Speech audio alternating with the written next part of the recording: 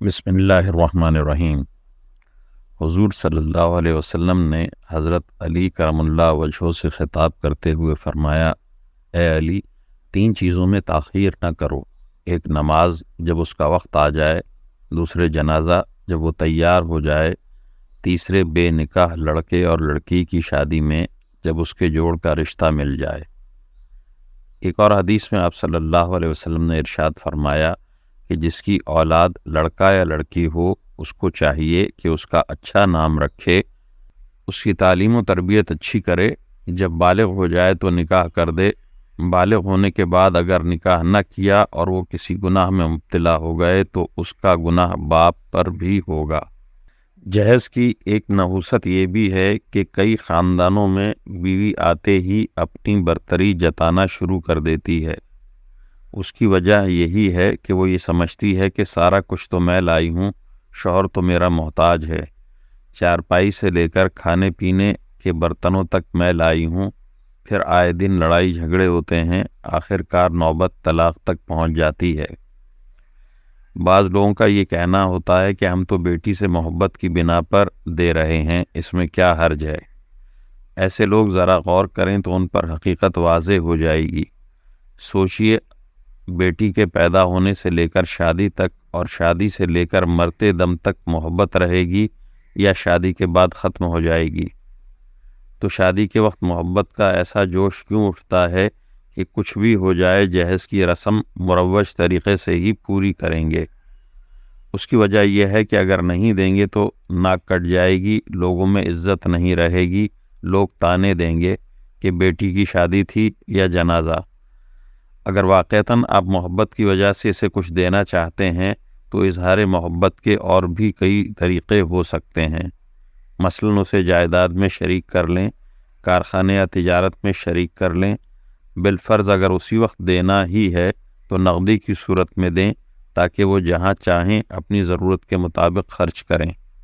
بہت سی لڑکیاں سمجھتی ہیں کہ اگر جہیز زیادہ لے گئیں تو شوہر خوش ہوگا اور محبت بڑھے گی۔ ان کے لیے ایک خاص نسخہ محبت تجویز کر دیا جاتا ہے تاکہ وہ اس غلط خیال سے باز رہیں۔ جس محبت کی بنیاد مال و دولت پر ہو، سمجھ لیں کہ وہ عارضی اور چند دن کی ہوتی ہے۔ اگر واقعتاً شوہر کو اپنا بنانا ہو، زندگی بھر اس کی محبت حاصل کرنی ہو اور مرتے دم تک گھر کو جنت کا نمونہ بنانا ہو تو شریعت کی مکمل پابندی کی جائے۔ شوہر جو کچھ دے اس پر شکر ادا کرنا چاہیے، اپنی طرف سے فرمائش نہ کی جائے۔ شوہر اگر مفلس ہو لیکن دل میں استغنا پیدا کیا جائے اور شوہر کی اطاعت کو لازم سمجھا جائے، ایک دوسرے کے راحت اور آرام کا خیال رکھا جائے، اس کی اجازت کے بغیر کوئی کام نہ کیا جائے تو اللہ تعالیٰ میاں بیوی کے دل میں ایک دوسرے کی محبت اور قدر پیدا فرما دیں گے۔ اب سوچئے، نبی پاک صلی اللہ علیہ وسلم اور صحابہ کرام رضوان اللہ علیہم اجمعین، جن کے ہم نام لیوا ہیں، جن کے ساتھ عشق و محبت کے بلند و بانگ دعوے کرتے رہتے ہیں اور ہمیں انہی کی اقتداء کا حکم ملا ہے، آخر وہ بھی ان مراحل سے گزرے تھے، رشتہ ازدواج سے منسلک ہوئے تھے، ان کی بیٹیوں اور بہنوں کی بھی شادیاں ہوتی تھیں، ان حضرات کا بھی داماد سے واسطہ پڑتا تھا۔ کیا وہ بھی اس رسم کا اہتمام کرتے تھے؟ کیا وہ جہیز کو اور دیگر رسومات کو نکاح کا حصہ سمجھتے تھے؟ مثال کے طور پر حضرت عائشہ رضی اللہ تعالیٰ عنہا کی شادی کو دیکھ لیجئے کہ کتنی سادگی سے انجام پائی۔ سرکار دو عالم صلی اللہ علیہ وسلم کی شادی اور خلیفۃ المسلمین حضرت ابوبکر صدیق رضی اللہ تعالیٰ عنہ کی بیٹی کی رخصتی کتنی سادگی سے ہوئی۔ حضرت ابوبکر رضی اللہ تعالیٰ عنہ نے اپنی لخت جگر کو جہیز کے نام پر کوئی چیز بھی نہیں دی اور نہ آپ صلی اللہ علیہ وسلم نے مطالبہ کیا۔ اسی طرح صحابہ کرام رضوان اللہ علیہم اجمعین کو بھی دیکھ لیجئے کہ وہ خود بھی ازدواجی زندگی میں منسلک ہوئے، اپنے بیٹوں اور بیٹیوں کی بھی شادیاں کروائیں، لیکن کہیں بھی اس کا تذکرہ نہیں ملتا کہ کسی نے جہیز دیا ہو۔ اس کے برعکس مہر ادا کرنے کی تاکید پر بہت سی احادیث ہیں اور شریعت نے اسے فرض قرار دیا ہے۔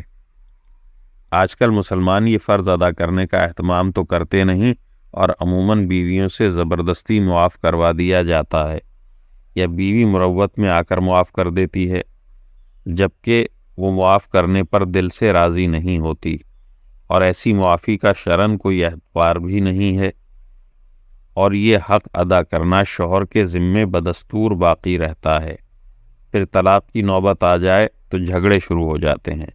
اس سلسلے میں نوجوان نسل کو آگے بڑھنا چاہیے اور نوجوان لڑکوں کو ہمت سے کام لینا چاہیے اور جہیز کی مروجہ لعنت کے خلاف بھرپور تحریک اور مہم چلانی چاہیے اور اس پر مکمل دل جمعی کے ساتھ عمل درآمد کرنا چاہیے۔ اپنے والدین کے سامنے واضح طور پر یہ بیان کر دیا جائے کہ وہ جہیز کے نام پر ایک دھیلا بھی وصول نہیں کریں گے، نہ گھر میں لانے دیں گے۔ جہیز کے بغیر شادیوں کو رواج دیا جائے اور اس بری رسم کا خاتمہ کیا جائے۔